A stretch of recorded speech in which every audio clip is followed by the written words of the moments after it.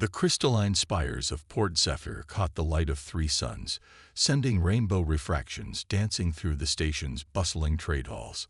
High Administrator Vela stood at her observation post, her translucent wings twitching with anxiety as she studied the long-range sensor readings. The Zephyran's delicate fingers moved across the holographic display, confirming what she desperately hoped was a mistake. It wasn't. 37 warships, her sensor chief, Erix, reported. His wings drooped, a visible sign of despair among their kind. Black Star Dominion signatures confirmed. They'll reach our outer defense grid in 18 hours. The news sent ripples of fear through the command center. Every Zephyran present knew what this meant. The Black Star Dominion, infamous for their brutal expansion across 3 sectors, had finally set their sights on Port Zephyr. The massive trade station, with its advanced manufacturing facilities and strategic location at the intersection of 7 major trade routes, would make a perfect addition to their growing empire.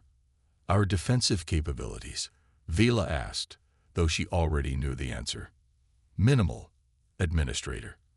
Our shields can withstand normal solar activity and small asteroid impacts, but against dedicated warships.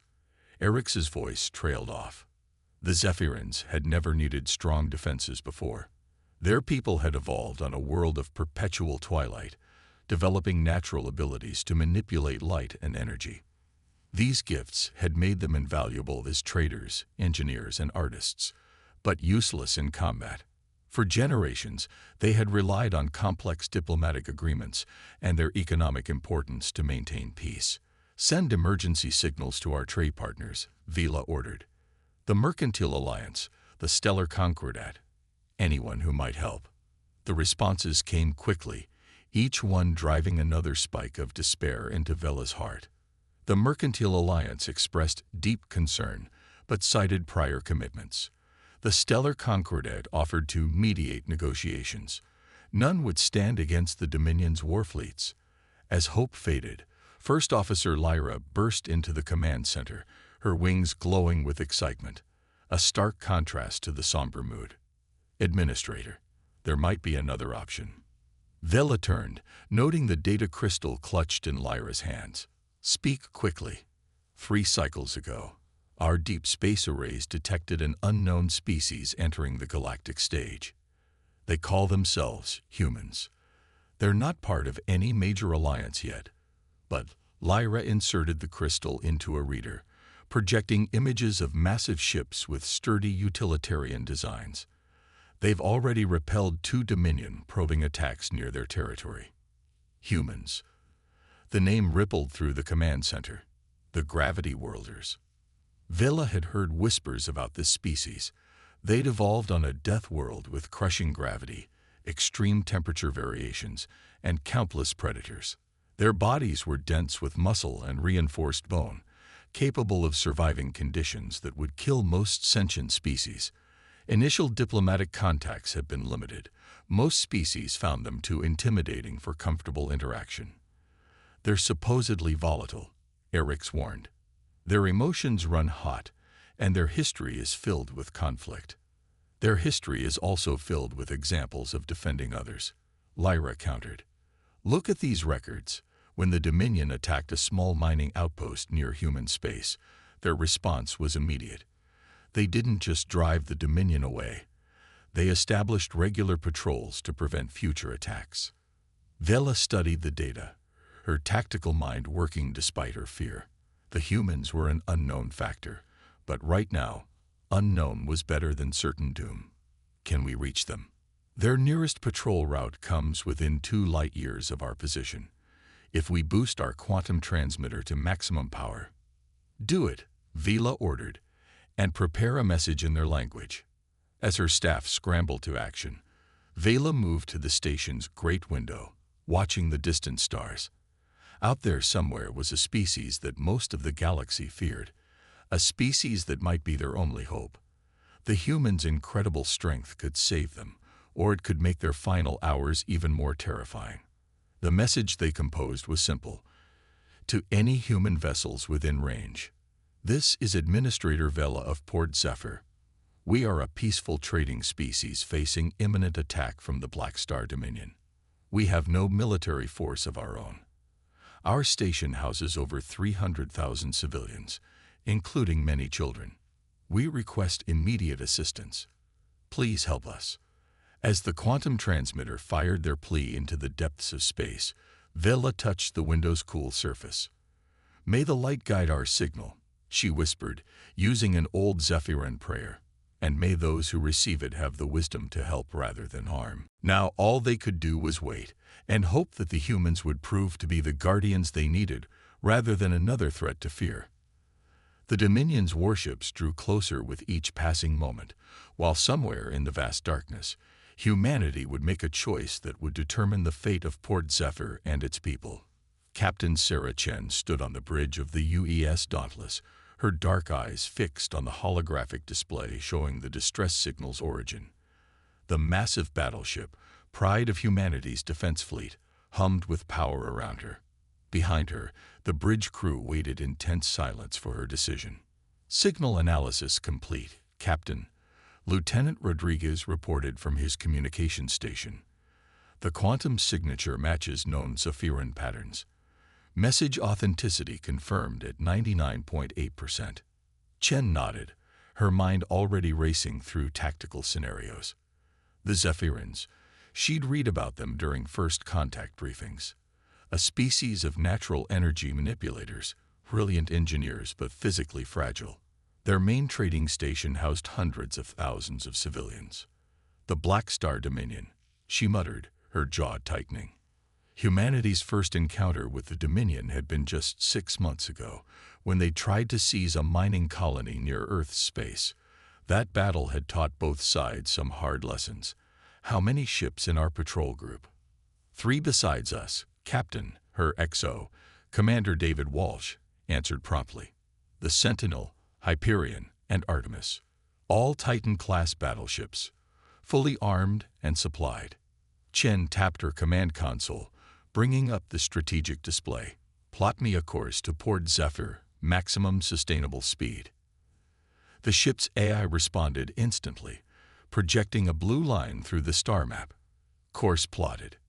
At maximum sustainable speed, estimated arrival time is 16 hours, 23 minutes. "The Dominion fleet will reach them in 18 hours, Walsh noted. "It'll be close.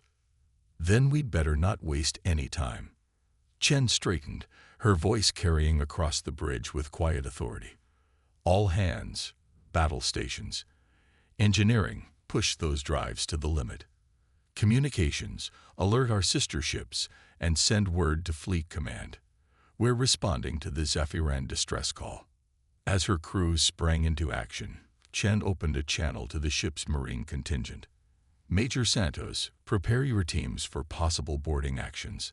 The station we're protecting has artificial gravity set to Zephyran standard, about 0.4 Earth normal.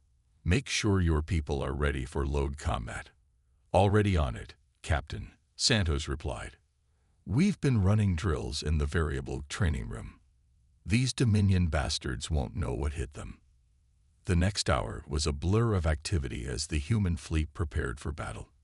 In the Dauntless's massive engineering section, Chief Engineer Patel and her team pushed the antimatter drives beyond their usual limits, channeling enough power to tear a hole through space itself.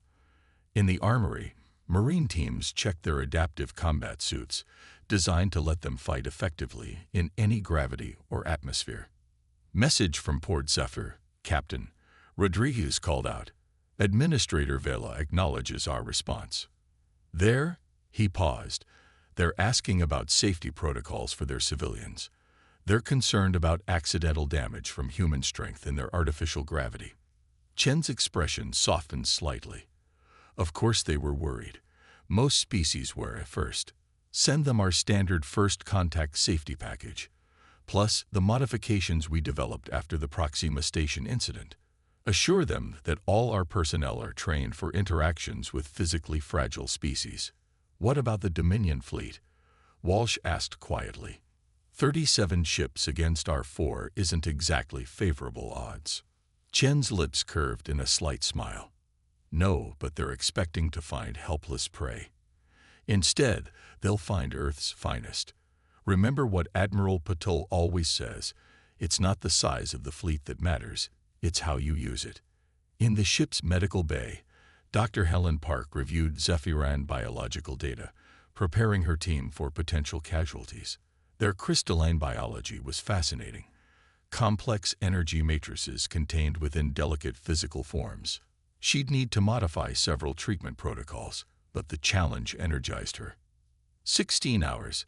That's all they had to prepare, to plan, to ready themselves for what could be one of the most important battles in human history. This wasn't just about protecting a single station. This was humanity's chance to show the galaxy that their strength could be used to defend, to protect, to save lives. Chen returned to studying the tactical displays, analyzing Dominion fleet movements from previous encounters.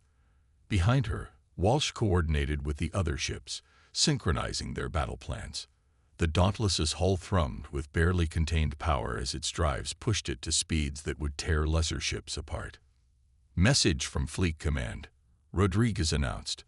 They're dispatching reinforcements, but the nearest ships are 30 hours away. Then we better make sure there's still something left to reinforce when they arrive, Chen replied. She touched a control, opening a channel to all 4 ships. This is Captain Chen.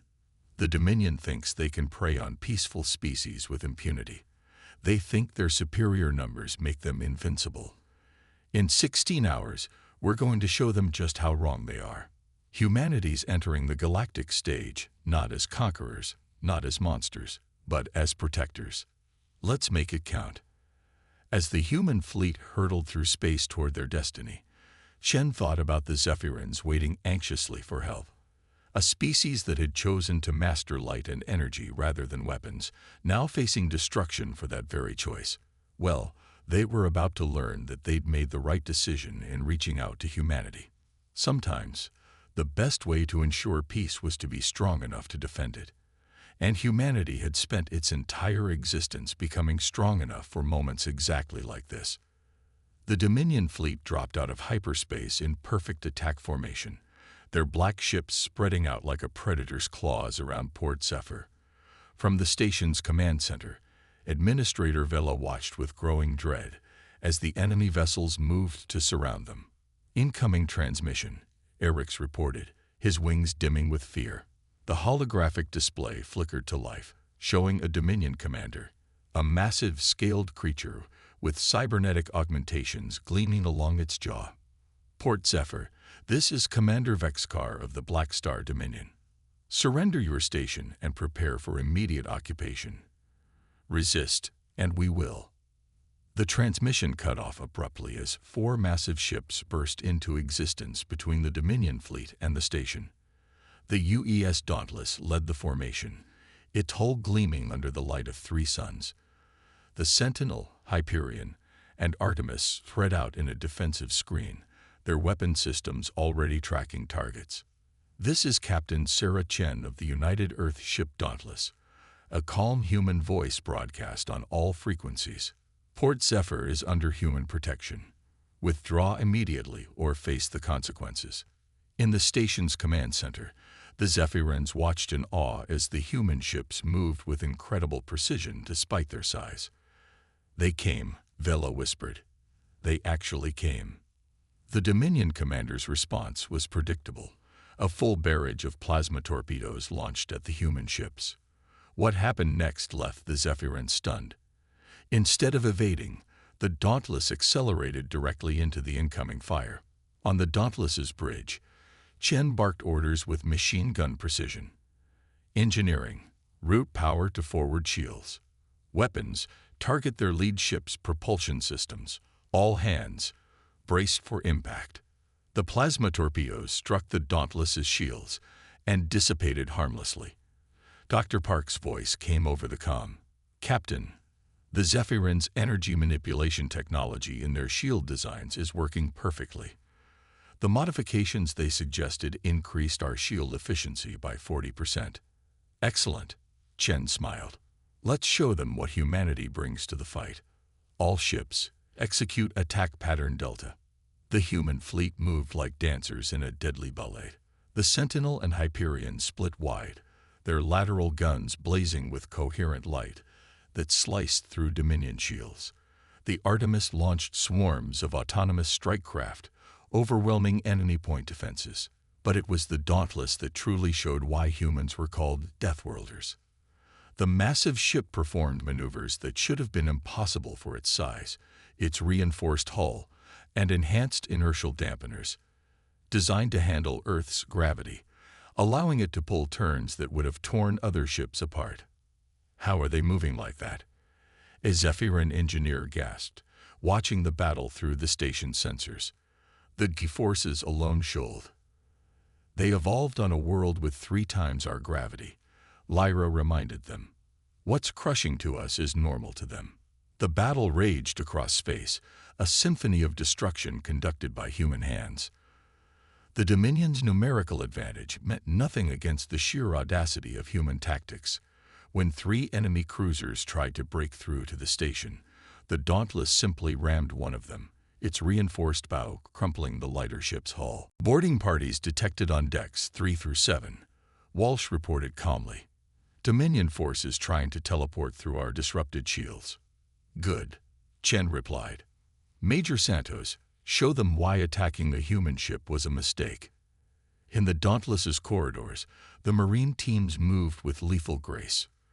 The lower gravity meant they could leap incredible distances, turning the ship's hallways into 3-dimensional battlegrounds. The Dominion boarders, expecting easy prey, found themselves facing opponents who could tear through bulkheads with their bare hands if necessary. Ma'am, Rodriguez called out, the Zephyrans are offering to link their station's power grid to our ships. They say they can channel energy directly to our shields and weapons. Chen's eyes widened slightly. The Zephyrans' natural ability to manipulate energy, combined with human military technology. Tell them yes, and warn all ships, expect a power surge. The effect was immediate and stunning. Streams of pure energy flowed from Port Zephyr to the human vessels, their shields blazing with newfound strength. The Dominion fleet's weapons might as well have been firing water pistols. Multiple enemy ships attempting to retreat, Walsh announced. Their commander is requesting terms. Chen's voice was steel wrapped in silk. Tell Commander Vexcar that the terms are simple. Complete withdrawal from this sector and a formal agreement never to threaten Port Zephyr again. Otherwise, we'll demonstrate what else humans can do when we're properly motivated.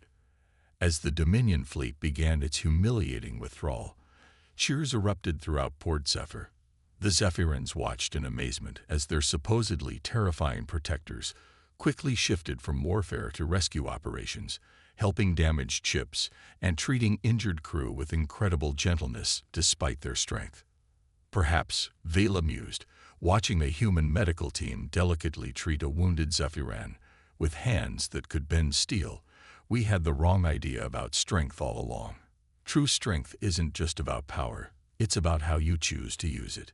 In the days following the battle, Port Zephyr hummed with unprecedented activity. Human engineers worked alongside Zephyran technicians, their different approaches to technology creating innovations neither species had imagined possible. The station's massive docking bays housed both the graceful crystalline ships of the Zephyrans and the powerful utilitarian vessels of the human fleet.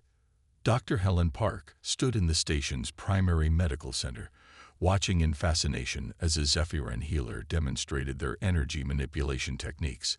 The crystalline being's hands wove patterns in the air, guiding streams of pure energy to repair cellular damage at the quantum level.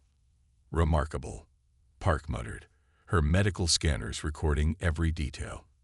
Your ability to directly manipulate biological energy fields could revolutionize trauma care, combined with our emergency medical procedures. The healer, whose name translated roughly to Starweaver, tilted their head curiously. Your species' resilience is equally fascinating. The way your bodies naturally repair damage, adapt to trauma. We've never seen anything like it. In another section of the station, Major Santos supervised as his Marines trained with Zephyran security teams. The humans moved with exaggerated care in the low gravity, teaching their new allies hand-to-hand combat techniques adapted for their crystalline physiology. The key is to use your opponent's momentum against them, Santos explained, demonstrating a throw that sent his human sparring partner flying in the reduced gravity. Your natural ability to manipulate energy fields means you can enhance these techniques in ways we can't even imagine. A young Zephyrin security officer named Luminera attempted the move, their crystalline form glowing with concentration. The resulting throw combined human martial arts with Zephyrin energy manipulation, creating a defensive technique perfectly suited to their species' unique capabilities.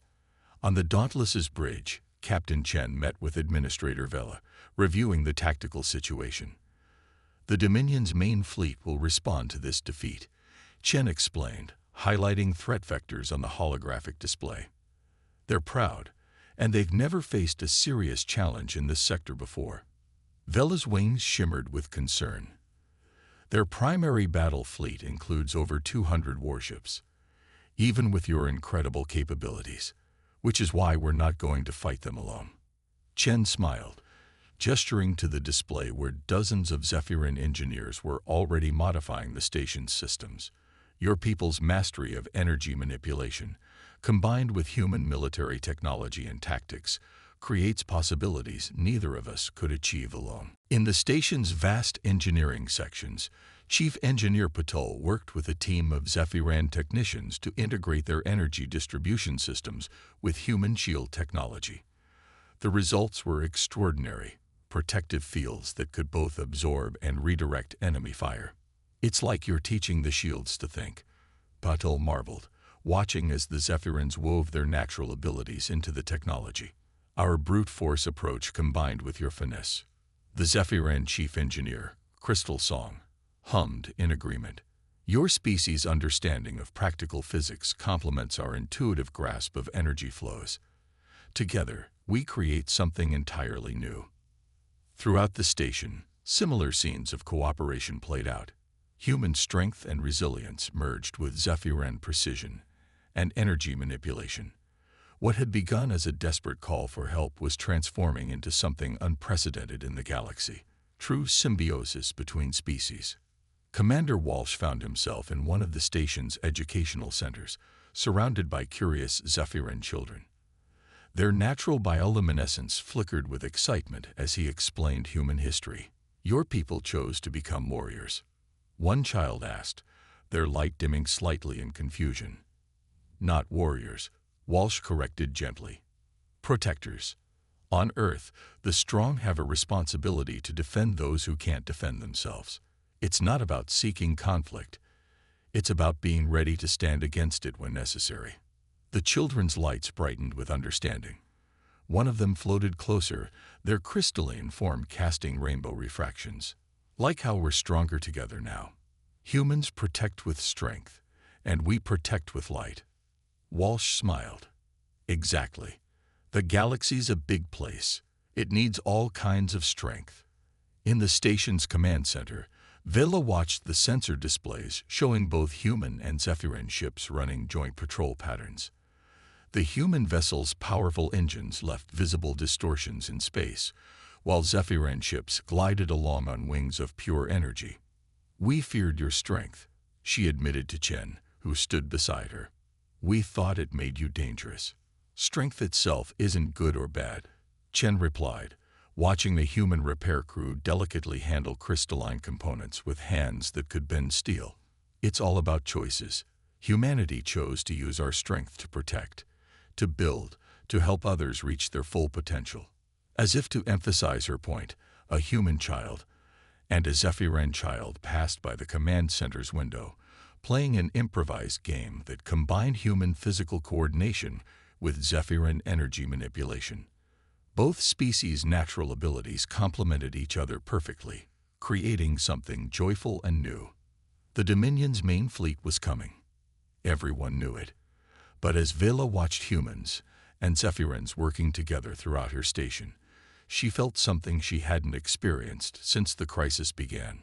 Hope. Not just for survival, but for a future where different kinds of strength could come together to create something greater than the sum of its parts. The Dominion's main battle fleet emerged from hyperspace like a dark tide. Over 200 warships stretching across the starfield.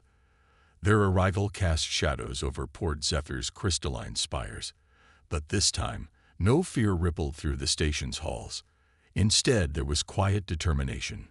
On the Dauntless's bridge, Captain Chen watched the enemy fleet's formation with calm focus. Behind her, Commander Walsh coordinated with the reinforced human fleet. 12 battleships now instead of 4.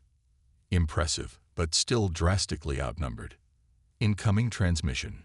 Lieutenant Rodriguez announced. It's Grand Admiral Vexthar. The holographic display showed an enormous cybernetically enhanced being, its scales gleaming with artificial enhancements. This is your final warning, the Dominion leader growled. Surrender Port Zephyr or be destroyed. No species has ever withstood the full might of a Dominion battle fleet. Chen's response was cut short as Administrator Vela stepped into view, her crystalline form radiating with unusual intensity. You are incorrect, Admiral. The humans have already proven they can stand against you, and now they do not stand alone. As if on cue, hundreds of Zephyran ships emerged from their docking bays. But these weren't the usual delicate trading vessels. They had been modified with human military technology, their hulls reinforced and weapons enhanced by Zephyran energy manipulation. Beautiful, isn't it? Chen smiled at the Dominion leader's visible shock. Your intelligence probably told you the Zephyrans were defenseless. That was true. Until they taught us about energy manipulation, and we taught them about warfare. Would you like to see what we created together? The Dominion fleet launched its first assault wave, a massive barrage of plasma torpedoes and graviton beams. But as the attacks approached Port Zephyr, something unprecedented happened. The station's new hybrid shields, combining human durability with Zephyran energy control, didn't just block the incoming fire. They caught it, transformed it, and sent it racing back toward the attackers. All ships, execute Battle Plan Phoenix, Chen ordered. The human fleet moved into attack formation, but this time they weren't alone. Zephyran vessels darted between them, their energy manipulation abilities creating corridors of altered space that the human ships used to achieve impossible maneuvers. In the station's command center, Vela coordinated with the defense grid. Thousands of Zephyrans worked in perfect harmony, channeling their natural abilities through human-designed systems.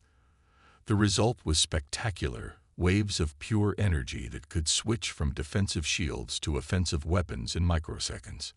The battle that followed would be remembered for generations. Human warships charged straight into the heart of the Dominion fleet, their enhanced shields now capable of absorbing and redirecting energy thanks to Zephyran modifications. Zephyran vessels danced through the chaos, using their precision and energy control to create opportunities for devastating human strikes. Remarkable, Dr. Park commented from the medical bay, watching the battle through the station's windows. Their natural abilities complement each other perfectly. Human strength and endurance, Zephyran precision, and energy control. The Dominion's numerical advantage meant nothing against this unprecedented combination. When they concentrated fire on human ships, Zephyran energy manipulation dispersed the attacks. When they tried to overwhelm Zephyran vessels with brute force, human warships were there to intercept. You don't understand what you're facing. Chen broadcast to the increasingly desperate Dominion fleet. This isn't just about military power. This is about different kinds of strength coming together. This is about species learning from each other, protecting each other, becoming stronger together than they ever could be alone.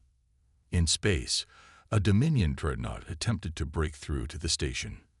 A squadron of Zephyran ships responded instantly, using their energy manipulation to create a temporal distortion field. The massive human battleship Hyperion emerged from the distortion at point-blank range, its weapons blazing with power enhanced by Zephyran technology. The battle reached its climax as Grand Admiral Vexthar ordered his flagship to make a final push toward Port Zephyr. The enormous vessel, nearly twice the size of the Dauntless, charged its main weapon, a planet-killer beam capable of reducing worlds to ash. "Now," Chen ordered quietly. Port Zephyr's crystalline spires began to glow with impossible brightness. Every Zephyran on the station channeled their energy manipulation abilities through the human-modified defense grid. The Dauntless and its sister ships moved into formation, their enhanced systems interfacing perfectly with the Zephyran energy wave. When Vexthar's flagship fired its ultimate weapon, the combined human-Zephyran defense didn't just stop it. They caught it, transformed it, and redirected its power through their entire defensive network. The resulting blast of energy disabled half the remaining Dominion fleet without destroying a single ship. "Stand down." Chen's voice carried absolute authority now. "Your fleet is scattered, your flagship is powerless, and you've just seen what happens when different species work together instead of trying to dominate each other. Make your choice." The Dominion fleet's surrender was transmitted on all frequencies. As their ships began powering down weapons, cheers erupted throughout Port Zephyr. Humans and Zephyrans celebrated together, their natural differences forgotten in the joy of victory. "We did it," Vela said softly, watching the Dominion ships retreat. "Together, we actually did it." "This is just the beginning," Chen replied. "The galaxy's about to learn something important. True strength isn't about domination. It's about cooperation, about different species bringing their unique abilities together. The Dominion tried to build an empire through force. We'll build something better through understanding." As news of the battle spread across the galaxy, other species began to see humanity in a new light. The feared Deathworlders had proven themselves to be not just powerful warriors, but capable teachers and willing students. They had taken the Zephyrans' peaceful nature not as weakness to exploit, but as a different kind of strength to learn from. Port Zephyr became more than just a trading station. It became a symbol of what was possible when species worked together, when different kinds of strength combined to create something greater than either could achieve alone. The humans had arrived as protectors, but they had become something more. Partners in building a better future for all species. And in the station's Great Hall, a new monument was erected. A crystal sculpture showing the human hand and a Zephyran hand clasped together, creating a light that could be seen across the stars.